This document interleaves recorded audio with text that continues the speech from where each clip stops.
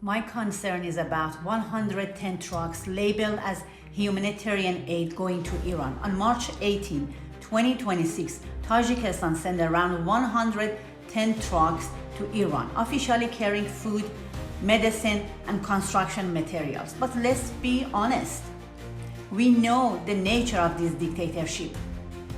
Do we really believe this is only humanitarian aid? It could be weapons, drones, or military equipment hidden inside. Nothing is transparent, and the world should not ignore this. Follow me for the truth they don't show you.